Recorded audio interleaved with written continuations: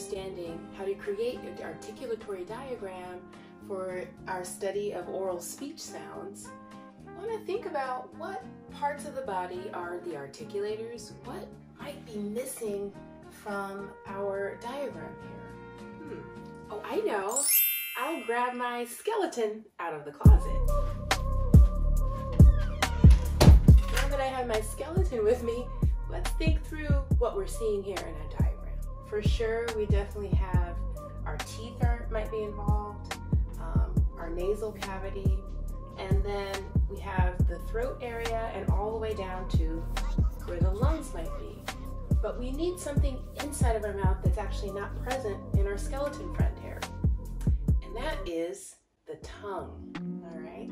Some of those sounds are made by making contact between the tongue and the teeth, or moving the tongue inside the mouth to make sort of smaller airway passages. Go ahead and draw the tongue in there. Understanding that what we see on the surface of our tongue, the tongue is actually much bigger than that. It has a tongue body sort of under the surface. So this is good for our purposes. I have to put my skeleton friend back in the closet. All right, it's with the tongue involved that we're able to make those vowel sounds. And it's a combination sometimes of moving the tongue and also rounding the lips that enables us to make many of the vowel sounds that we rely on in our languages. For example, towards the front of the mouth, we're getting those sounds like E, right? Those high front vowels. And that's represented by this symbol here, E as in beat, right? So that's happening towards the front of the mouth. That exaggerated sound, E, E. I'm sort of making a large grin, and that's how I'm able to make that sound. Another sound as we begin to lower from the most high front position is I, I, I. And I can see that the I sound is a bit lower in the mouth, that I'm moving down. So I go from beat to bit. A sound that might be in the back, towards the back of the mouth as its main place of articulation, might be a sound like aw or oh, as in or, bore. But I can certainly feel the difference as I think about the back of my mouth when I'm producing those vowel sounds, like boot, put, boat, bore, bought, right? And I can feel the position sort of go down. And you'll notice that I use some technical terms here. I call this first vowel here a high front vowel. This one we might consider a front vowel that's approaching the mid region of movement of the mouth.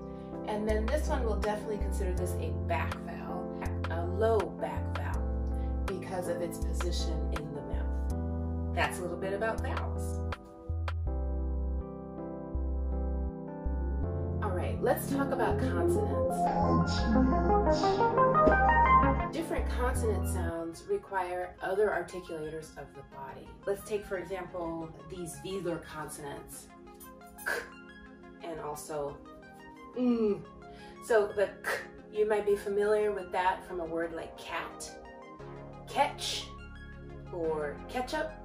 This sound you may be familiar with sort of at the end of a lot of the English words that we use. Laughing, singing.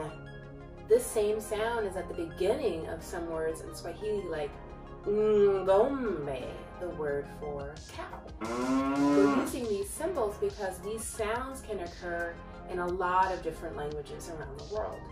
And because these symbols are in brackets, we're able to indicate that these can be applied to many different languages.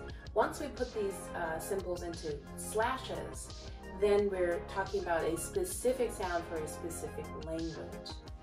So let's look at the velar consonant ng.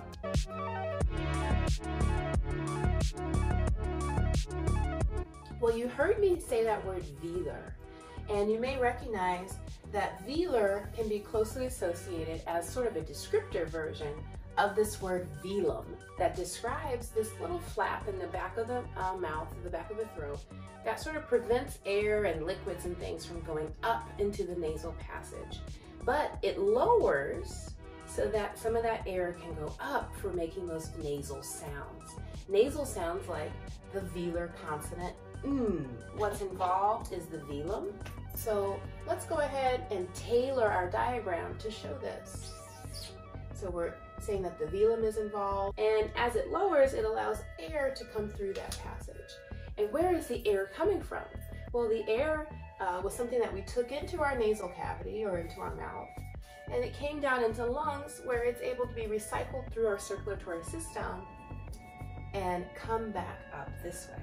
But as it's coming up through the lungs, it passes first through the throat area and the vocal folds. And those vocal folds are in a certain position in order to create this sound.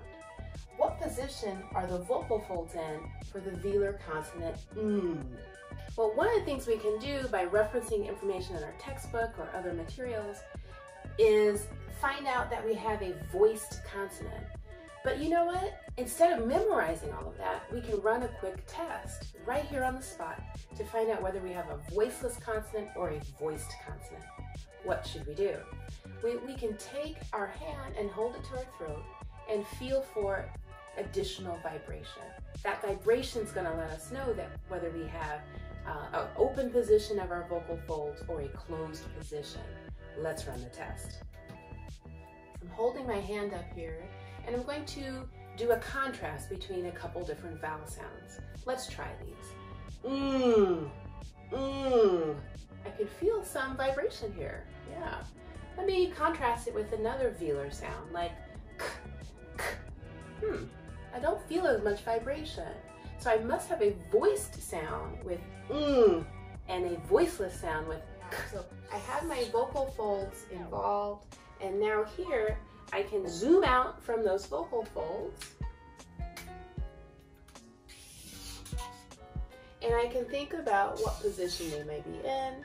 If I have more vibration going on here, then my vocal folds are in a closed position, and therefore that closed position gives us a voiced sound. So I have a voiced velar consonant. But there was something else I said earlier about this being a nasal sound. Interestingly, as that velum sort of drops and allows air to come up, right? As that air comes up, it moves through the nasal cavity. And where does it come out now that it's in the nasal cavity for us to be able to make that nasal sound? Well, that air is actually coming out of the nostrils. And that's how we know we have a nasal sound. And so you can try to feel for that. You can also just try to feel for the vibration of that air as it moves through your nasal cavity. If the air is coming out of my nasal cavity, then it's probably less of it or none of it coming out of my actual mouth. So I can hold up my hand up to my mouth and see if I feel air as I'm producing that sound. You know what? I don't feel any air. Isn't that crazy?